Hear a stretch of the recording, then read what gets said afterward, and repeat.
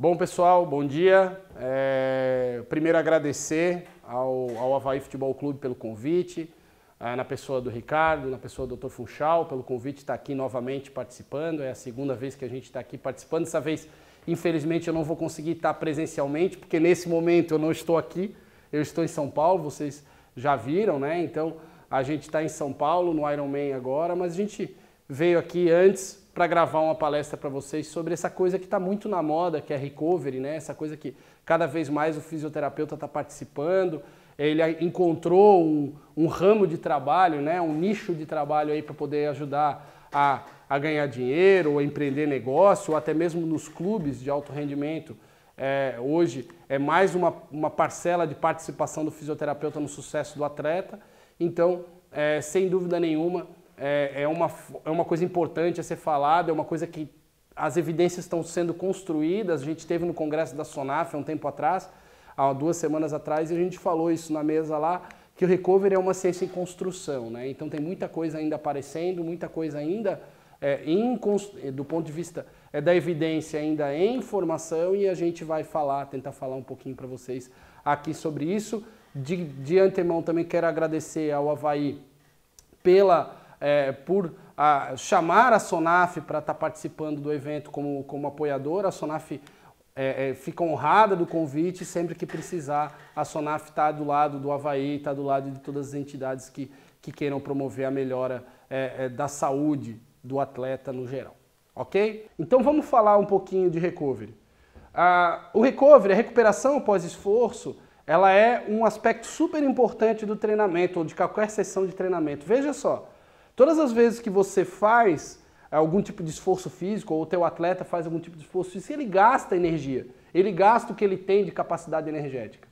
E aí, você precisa dar ao atleta um processo de recuperação ideal, para que esse atleta possa voltar a ter capacidade para fazer uma nova sessão de exercício. Só que esse processo de recuperação ele sempre é acompanhado de uma pequena curva, que a gente chama de curva de supercompensação, que amplifica um pouquinho a capacidade física do atleta, para que na próxima sessão ele saia com um pouquinho mais de facilidade.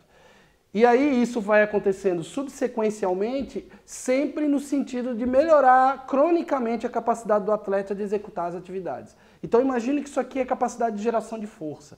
Toda vez que você gasta ou faz o esporte, você gasta teu estoque de energia para força e depois ganha um pouquinho no final. E aí devagarzinho você vai ganhando um pouquinho, e lá depois de 2, 3 meses de treinamento você ganhou bastante força por causa desse treinamento. É para isso que a gente treina. Só que se você não der esse tempo ideal aqui, você acaba gerando um processo que a gente chama de overreaching e depois vai evoluir para um overtraining. Então o atleta precisa dessa recuperação ideal para que ele possa garantir a curva de supercompensação e melhorar as valências físicas. O recovery, as modalidades de recovery que a gente faz dentro da fisioterapia, elas vão no sentido de acelerar essa recuperação e melhorar a curva de supercompensação, ou seja, tornar a adaptação mais fácil e mais efetiva. Tá? Então, o recovery nada mais é essas modalidades todas que a gente faz, massagem, bota, eletro, enfim, o que a gente quiser fazer, elas vão no sentido de acelerar esse processo de supercompensação e facilitar o controle de carga também. Tá? Então o recovery nada mais é do que a recuperação adequada associada à redução da ocorrência de uma série de problemas e desgastes físicos, como por exemplo, fadiga, a destruição fisiológica, a diminuição, o ferimento tecidual em si. Então o recovery ele vai no sentido de reduzir o ferimento, melhorar essa recuperação fisiológica, reduzir uma série de alterações. Se você nunca leu sobre recovery, eu recomendo que você leia, por mais que seja antigo esse paper, é um paper já de mais de 10 anos atrás, o paper do Carlos Marcelo Pastri, que é o cara que estava na nossa mesa lá no congresso da SONAF, sobre métodos de recuperação pós-exercício. Mudou muito em relação ao que era em termos de evidência a ciência do recovery, mas a ciência básica do recovery, o que é recovery, para que se faz, quais são os modelos de execução de recovery, qual é o objetivo do recovery, isso está tudo explicado aqui, então eu recomendo esse artigo sempre. Mas da onde partir quando a gente começa a estudar recovery? A gente sempre parte, inicialmente, do que tem de melhor na literatura, que são revisões sistemáticas com meta-análise. E aí saiu uma revisão sistemática com meta-análise há um ano atrás, justamente sobre os principais métodos de recovery, onde foram testados vários métodos, entre eles recuperação ativa, alongamento, massagem, massagem com alongamento, eletroestimulação, terapia por contraste, bota, crioimersão, enfim, e várias valências foram testadas, né? Vários desfechos foram testados, como CK, isoleucina 6, proteína C reativa, em si, a própria dor muscular de início tardio, do ponto de vista subjetivo, fadiga percebida, e o que se percebeu é que poucas dessas técnicas foram efetivamente efetivas, se é que a gente pode falar assim, efetivamente efetivas para a melhora desses desfechos, né? A gente vê que a massagem, né, foi a que encontrou o maior suporte, enquanto as outras patinaram, né? E aí a gente fica na dúvida, será que essas pesquisas estão sendo feitas a partir daqueles desfechos que realmente importam? Será que a maneira como a metodologia dessas pesquisas está sendo conduzida é a forma correta? Será que o fisioterapeuta não poderia conduzir essas pesquisas com desfechos mais funcionais? A gente vai conversar um pouquinho mais sobre isso na frente. Tá? Então, novamente aqui, a massagem aparecendo junto com a recuperação ativa como um método mais efetivo para dor muscular tardia nas primeiras horas. Depois a massagem acaba ficando meio que soberana, né? Aqui também para fadiga percebida a massagem aparece como soberana. Mas será que a massagem é a técnica preferida pelos fisioterapeutas brasileiros? Parece que não.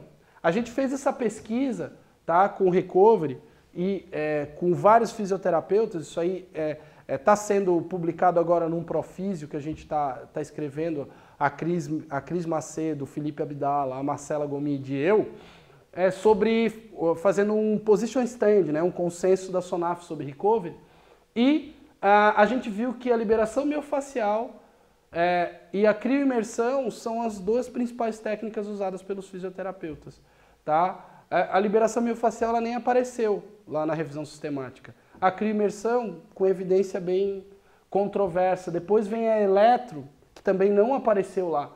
A massagem vem depois. Depois, botas de compressão pneumática, que também não apareceram lá. Então, será que a gente está indo para o caminho certo? Será que os fisioterapeutas brasileiros estão indo para o caminho certo? Vamos estudar um pouquinho mais isso aí. Tá? Então, a ordem está um pouco diferente do usual. Então, liberação miofascial, crioimersão, eletroterapia, massagem, compressão peristáltica intermitente, que são as botas, alongamentos, kinesiotaping, fototerapia e dry needling. Essas foram as técnicas que os fisioterapeutas brasileiros mais usam. Vamos ver a evidência por trás de cada uma delas. A liberação miofascial, a gente sabe que tem uma série de evidências associadas a ganho de amplitude de movimento, melhora da distensibilidade tecidual, enfim. Mas para recovery, será que tem evidência? A gente sabe que os efeitos agudos e crônicos são esses aqui. A gente sabe que a liberação miofascial ou a mobilização miofascial, como os pesquisadores de face gostam de chamar agora, a mobilização miofascial ela tem uma boa base por trás. Tanto a autoliberação com rolo quanto a mobilização miofascial manual. Mas será que efetivamente elas funcionam? Então a gente tem alguns estudos, tá? Alguns estudos randomizados controlados, mostrando que parece que sim, do ponto de vista de recovery, principalmente o foam rolling, após uma atividade, ele consegue reduzir a dor muscular pós-exercício, né? Aqui a gente tem, por exemplo, o grupo foam rolling, o grupo que não realizou foam rolling, e parece que os efeitos eles se aparecem já nas primeiras 24 horas de forma significativa e se prorrogam até as 72 horas. Então parece que efetivamente fazer foam rolling depois de uma série de exercícios intensos pode ser interessante do ponto de vista doloroso. Tá? Outro estudo mostrando aí já associado à massagem miofascial e também encontrando diferenças significativas, principalmente no que tange o vigor. Né? Então parece que os atletas que fazem mobilização miofascial, eles conseguem ter uma recuperação de vigor, uma percepção de vigor melhor, né, do que os que não realizam a liberação miofascial. Para a questão do desempenho, foi testado nesse ensaio randomizado de 2017, num tiro de 800 metros, os atletas realizaram 2 tiros subsequentes de 800 metros, e foram separados em 2 grupos. Um grupo descansou durante 30 minutos, o outro grupo descansou 20 minutos e fez 10 minutos de foam rolling. Parece que não houve diferença significativa entre os grupos. Então fazer o foam rolling, por exemplo, entre uma eliminatória de natação e a prova final, por exemplo, que o tempo é curto, parece que para a questão de ganhar desempenho não faz muita diferença. Tá? Faz em relação à percepção, a questão dos ganhos marginais, que nós estávamos conversando, até conversamos lá no Congresso da SONAF, né, que são aqueles ganhozinhos de 1% que às vezes fazem a diferença lá no final. Né? Mas do ponto de vista significativo de pesquisa, não houve diferença para ganho de desempenho também. Tá? Esse outro estudo bem interessante com salva-vidas, ele comparou pessoas que fizeram recuperação ativa, simplesmente sentaram vendo o mar, ou fizeram foam rolling na praia.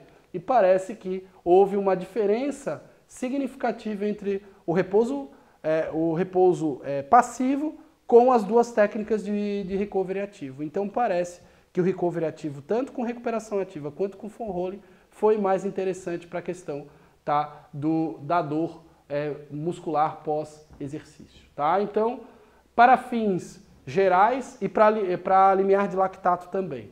Para fins gerais, a liberação miofascial, do ponto de vista da autoliberação, ela encontra poucos estudos, mas tem mais estudos do que isolados, digamos assim, do que a liberação manual. A liberação manual é muito difícil de descolar da massagem. Nós vamos falar da massagem um pouquinho mais na frente.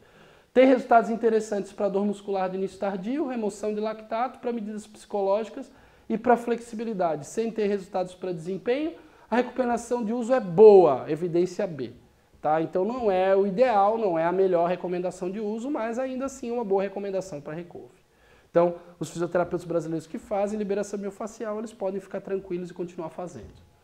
Nós fizemos um estudo há um tempo atrás, que foi publicado na Physical Therapy in Sport, sobre a liberação miofascial com raspadores, que é algo que está meio que na moda atualmente, isso foi publicado aqui, e parece que a gente também tem um resultado interessante usando os raspadores para recovery. Né? Então qualquer coisa que mobilize a musculatura após o exercício parece ser realmente algo interessante. Crioimersão, segunda técnica mais usada pelos fisioterapeutas. Tá? Ela é muito utilizada, tá? Os parâmetros mudam muito de serviço para serviço, a gente vê isso. Né? Quem trabalhou na Olimpíada, né? O Ricardo trabalhou comigo na Olimpíada, outros fisioterapeutas que com certeza estão aqui também trabalharam com a gente na Olimpíada, e lá na Policlínica a gente tinha uma variedade muito grande. A gente tinha piscinas que ficavam em 12 graus, piscinas que ficavam em 8 graus, piscinas que ficavam em 10 graus, e o tempo quem fazia eram os próprios atletas ou treinadores. Né? Se eles perguntavam para a gente dava o tempo. Então é algo muito variado. Né? Então a metodologia, muitas vezes, da crioimersão, ela acaba sendo muitas vezes dificultada a evidência acerca da crioimersão acaba sendo muitas vezes dificultada pela própria metodologia dos artigos, que varia muito, né? E da própria metodologia dos fisioterapeutas. Então, a gente sabe que o objetivo é reduzir a dor, reduzir o processo inflamatório, e a gente sabe que tem alguns parâmetros. As melhores evidências falam o seguinte, que a temperatura da crioimersão ela deve ficar entre 11 e 15 graus Celsius, e o tempo de duração da crioimersão entre 11 e 15 minutos. Então fica fácil para o fisioterapeuta, porque ele grava 11 e 15 e ele usa esse 11 e 15 sempre. Tá? E o ideal é que seja iniciada imediatamente após o exercício. O que diz a evidência atrás disso? Alguns ensaios aleatorizados que mostram que a evidência para a questão da recuperação pós-esforço talvez ela apareça prioritariamente nas primeiras 24 horas, depois suma, tá? E mesmo assim parece não haver uma diferença tão significativa assim.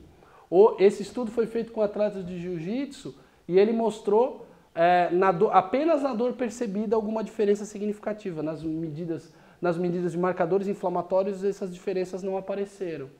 Tá? Esse outro estudo aqui, ele comparou um grupo controle, um grupo que simplesmente fez imersão numa água a temperatura ambiente, e no outro grupo, numa piscina, e no outro grupo foi feita imersão na água fria. E não houve diferença entre os grupos, água temperatura ambiente e água fria. Tá? Então parece que não existem tantos benefícios assim na crioimersão, segundo o que a literatura nos dá em termos de recuperação percebida. Tá? Tentaram também, fizeram alguns estudos usando alguns outros desfechos, como desfechos de humor, sonolência, dor, capacidade de estar pronto fisicamente e não houve diferença significativa entre os grupos. Então a evidência é muito conflitante, porque existem alguns estudos que mostram que sim, outros estudos que mostram que não. Tá? Então, aqui, por exemplo, a gente tem revisões sistemáticas, inclusive Cochrane, falando que existe, que de verdade, que se você fizer imersão em água fria a 12 graus Celsius, você tem uma diminuição da dor. Existe uma diminuição, uma analgesia. Tá? Então, outros estudos falam que, também revisões Cochrane, falando que temperaturas inferiores a 15 graus podem ser utilizadas para isso. Então, ainda existe muito conflito de informações. Se vocês forem pegar outro estudo aqui em termos de células marcadores de estresse também, não mostrando grande diferença entre os grupos. Tá? Não existe diferença efetiva entre recovery por recuperação ativa e imersão na água fria. Então, a evidência no momento é conflitante para o uso da crioimersão. O que é evidência conflitante? Eu tenho bons estudos falando que é bom e tenho bons estudos falando que não funciona. Quando a literatura é assim, a recomendação de uso é baixa. Tá? Então, no momento, lógico, tudo depende também do que o atleta prefere, às vezes os ganhos marginais são importantes, a questão do placebo e tudo, que a gente já discutiu várias vezes em nossas palestras, mas, para o momento, a evidência não dá suporte para quem quer fazer crioimersão, tá? Porque ela é muito conflitante, ela é bagunçada. Tá? A gente vê muitos equipamentos de eletroterapia, Globus, Compex, enfim, sem citar, estou citando as marcas aqui sem ganhar nenhum royalty para isso, né? Mas equipamentos com esse perfil que tem correntes de recuperação pós-esforço. Tá? Mas será que essas correntes funcionam? Tá? Existem pouquíssimos estudos falando dessa recuperação, usando correntes elétricas, e a metodologia delas é muito variada, muito mesmo. Tem gente fazendo TNS para recovery, tem gente fazendo FES para recovery, tem gente que está usando essas correntes moduladas que a maioria das pessoas nem sabe qual é a frequência que está sendo colocada ali, qual é a largura de pulso que está sendo colocada ali, né? Só regula a intensidade que a corrente já vem pronta no aparelho. Então, isso atrapalha a pesquisa científica, porque a pesquisa científica não sabe exatamente o que está sendo feito. Tá? Então existem alguns estudos, esse aqui publicado no European Journal of Applied Physiology em 2011, que testou isso, mas vejam, ó, eu tenho TNS, eu tenho corrente de alta voltagem, eu tenho FES, eu tenho NMES, eu tenho várias correntes diferentes, tá? Com vários desfechos diferentes, alguns para fadiga, outros para dor, outros para força. Então, existem alguns efeitos positivos, por exemplo, a dor muscular de início tardio, para melhora do fluxo sanguíneo, para atividade da creatina quinase, para lactato, mas também tem vários negativos, para vários efeitos, como parâmetros neuromusculares, força, torque isocinético, enfim. Então, justamente por quê? Porque a metodologia é muito diversa. Tá? Então, existe pouca literatura, aqui esse outro estudo do Journal of Science Medicine, Sport, também isso aqui foi de 2016, se não me engano esse dado, mostrando que a creatina quinase plasmática ela diminui se você faz uma corrente uma eletroneuromuscular do tipo NMES, né, do tipo FES, né, então, que diminui de verdade a creatina quinase e que melhora alguns outros parâmetros como cortisol, como a testosterona, enfim, isso tudo da testosterona salivar, enfim, outras coisas. Então, parece que pode sim melhorar, mas os estudos ainda são muito bagunçados. Então, a evidência para o uso desse tipo de técnica ainda é B, né? Não é uma evidência A, como a gente vê em biofotomodulação, como a gente vê em massagem, mas é uma evidência que existe. Tá? Existe a literatura ali, existe uma confusão grande sobre quais os parâmetros usa-se, parece que as NMEs elas são mais interessantes do que as TENS ou as correntes high volt, e parece que o desfecho principal realmente é a dor muscular de início tardio. Tá? Então, é o grande efeito e é normalmente para isso que a gente utiliza. Então, dá para usar, não é o principal método, mas se você só tem esse, dá para usar. Tá? Massagem é o método mais antigo, né? É um método usado desde a Grécia Antiga, é um método amplamente utilizado no mundo do futebol e muitas vezes foi subvalorizada pelo próprio fisioterapeuta por uma crise de identidade que ele não queria se misturar com massagista ou coisa assim, ou que as pessoas confundissem e achassem que fisioterapeuta era massagista. Hoje a gente sabe que não tem nada a ver isso, cada um tem o seu campo, cada um é importante, e a massagem é um foco importante também dentro da aplicação do fisioterapeuta, e também, se de repente, por algum motivo, o massagista for um cara importante para a execução da técnica de recovery, o fisioterapeuta ele pode lançar mão do uso desse profissional e trabalhar interdisciplinarmente também. Tá? Então o recovery, a massagem é uma técnica super bem aprovada em estudos randomizados. Aqui um estudo aleatorizado mostrando que a massagem foi melhor do que o grupo controle para dor muscular tardia, principalmente nas primeiras horas.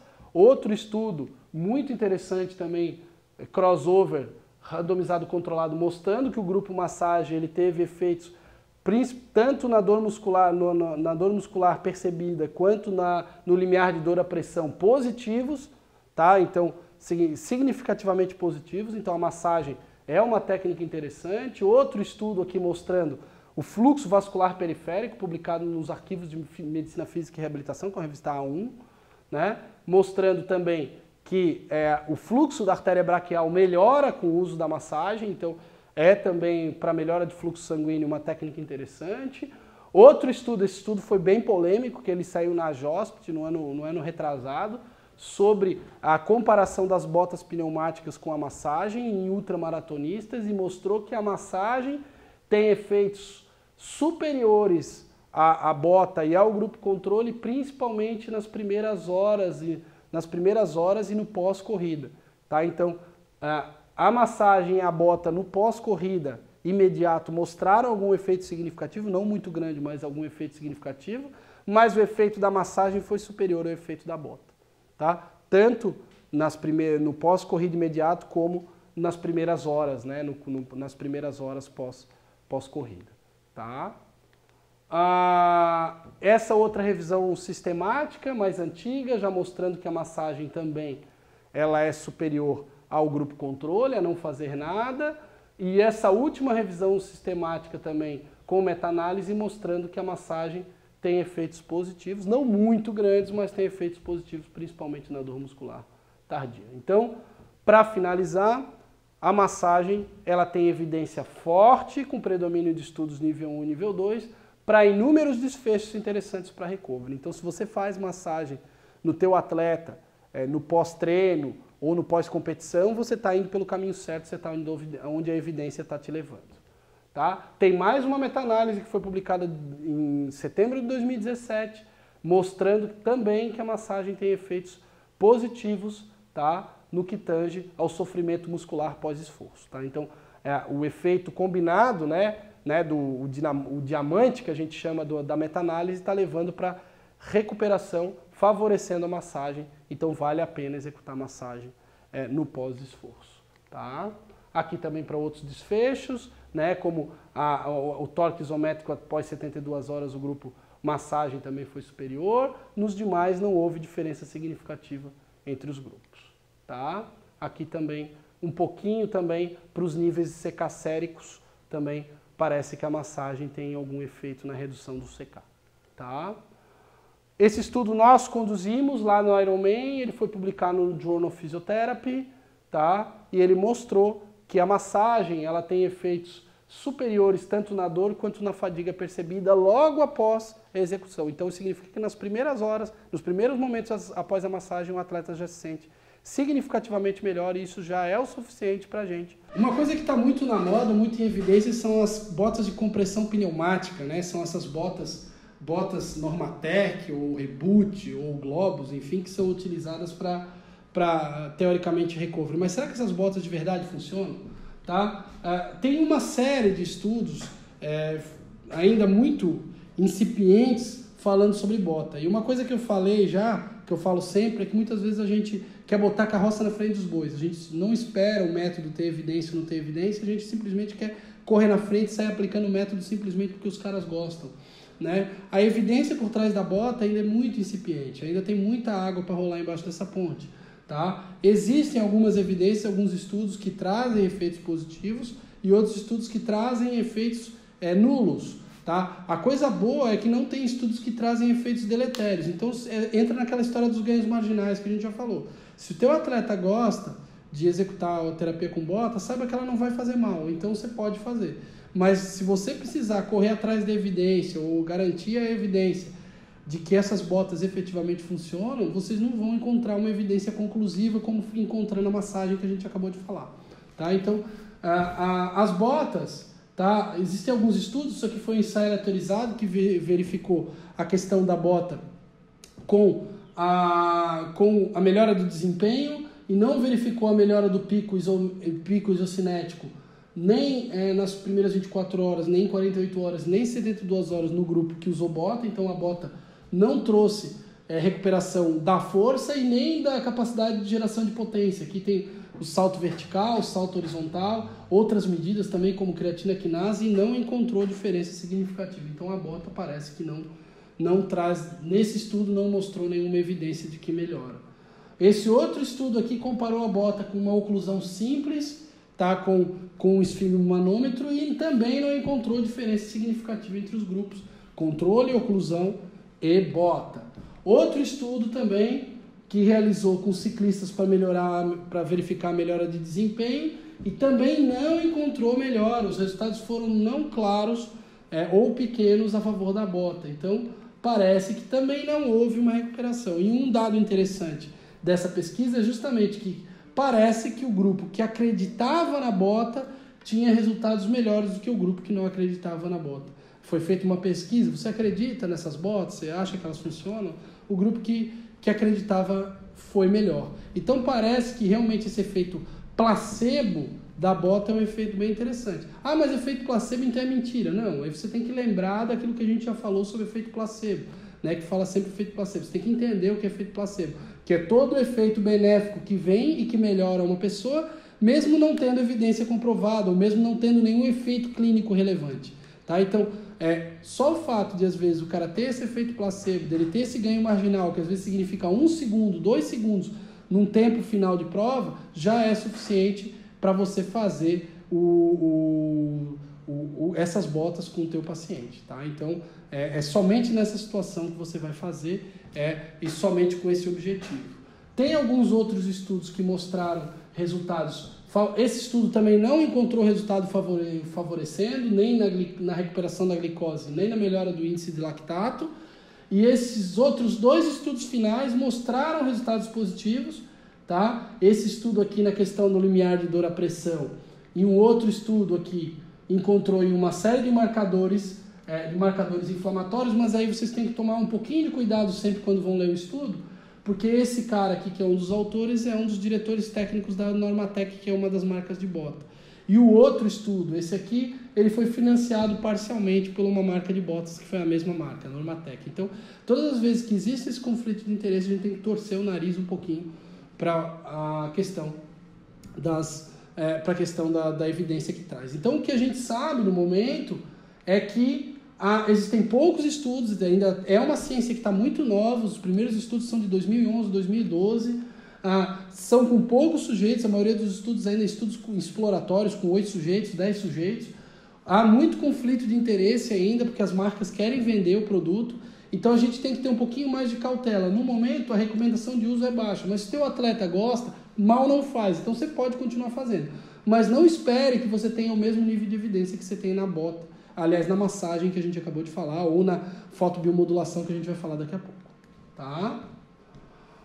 Os alongamentos a gente já sabe que não tem evidência, que não funcionam. Tá? Então, para recovery especificamente, não adianta você fazer um alongamento que não vai melhorar. Tá? Então, o alongamento ele tem evidência para outras coisas, como melhora da amplitude de movimento, diminuição da dor, enfim, mas em outros momentos que não o pós-esforço. Tá? O pós-esforço você corre risco até de machucar o atleta. Então, não é recomendado que você utilize alongamentos no pós-esforço. Ah, mas o meu atleta gosta, ele sempre fez e tal, ele tem esse hábito. Beleza, deixa ele fazer. Mas saiba que não vai fazer bem. Tá? Pode não fazer mal também, mas bem não vai fazer. Tá? Se ele tem isso aí e ele se sente bem, volta na questão do placebo. Se ele se sente bem com isso, se ele gosta de fazer isso, ótimo, pode deixar ele fazer, se ele tem essa cultura. Às vezes não vale a pena você mudar uma cultura de um atleta, porque aí se o atleta, de repente, tiver uma perda de desempenho, Ou se machucar, ele vai botar a culpa porque ele não fez o alongamento mais que você disse para fazer. E o atleta adora transferir a culpa para outras pessoas. Né? Então você tem que ficar ligado nesse processo. Kinesiotaping. Cara, é uma moda nos anos 2000, agora caiu bastante porque a evidência bateu muito na kinesiotaping, né? Eu volto a dizer, no esporte, talvez é onde o campo ainda para kinesiotaping seja mais fértil, justamente por essa questão de placebo que a gente falou. É claro que hoje em dia, para recovery especificamente, tem algumas pesquisas, não tem muitas, mas tem algumas pesquisas, nenhuma mostra que kinesiotaping é melhor para placebo, melhor que placebo para nenhum desfecho. Tá? Nem para sofrimento muscular, nem para flexibilidade, nem para outras medidas como melhora de desempenho, tá? Não existe diferença nem para dor muscular, nem para desempenho em sprint, não tem nenhum estudo que mostra que o recovery com kinesiotaping é bom, tá? No entanto, existe a questão do placebo, né? Essa questão do cara botar aquilo ali e se sentir mais pronto, sentir mais preparado, mais recuperado. Se você tem isso, e você tem muito isso no esporte, pode continuar fazendo. Mas saiba que você está fazendo com esse fim.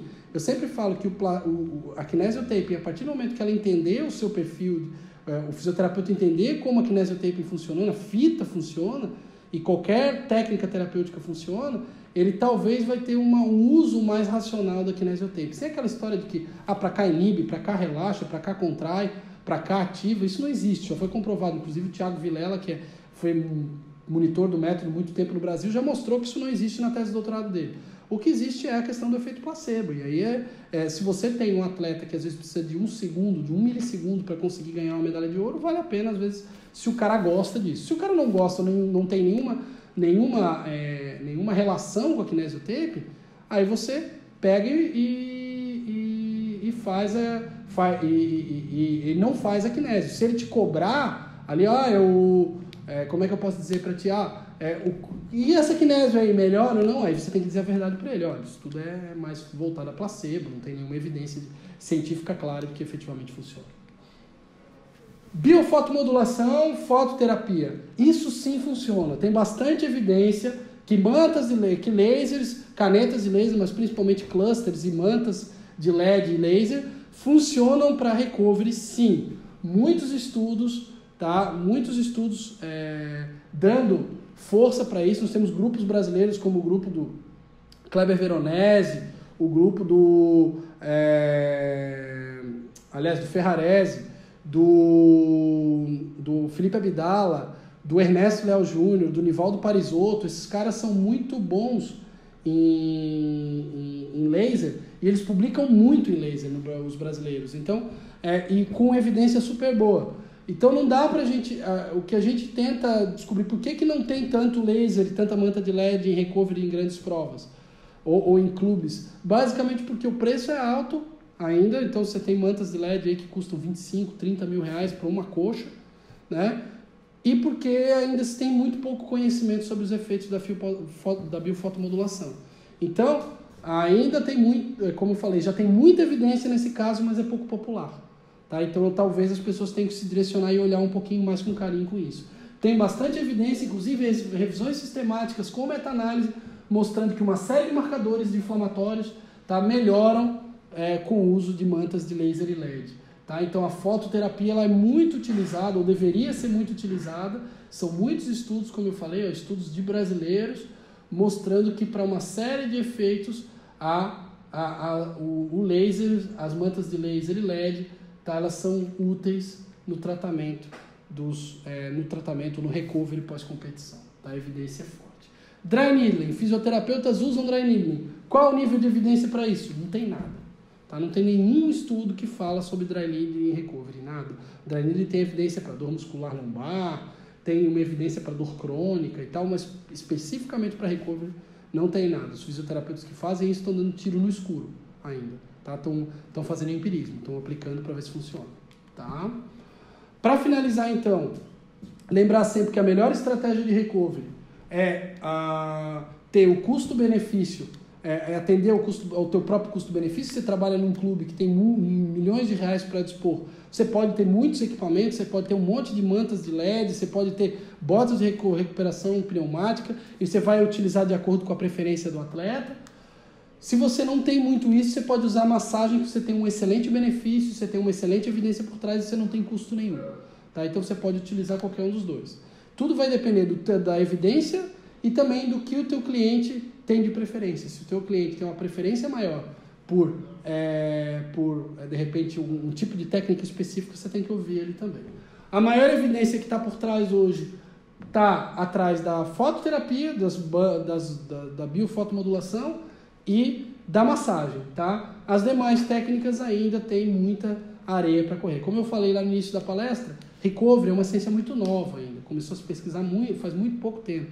Tá? Então, ainda tem muita coisa para se aprender, tanto em metodologia de estudo, quanto ainda em termos de desfechos clínicos. Lembrar sempre que antes do melhor recovery, para que a gente tenha a melhor recuperação, a gente tem que atender, a balança de capacidade e demanda, ou seja, você respeitar a capacidade que o teu atleta tem, é a questão do controle de carga, que a gente fala muito, né? Então, é você submeter a carga apenas o que o teu paciente consegue suportar, né? O que o teu atleta consegue suportar. Se a preparação física fizer a carga de acordo com o atleta, suporta, fazendo progressões relativamente moderadas na carga, sem grandes mudanças súbitas de treinamento, nem para cima nem para baixo, muito possivelmente o atleta ele vai ter uma recuperação excelente.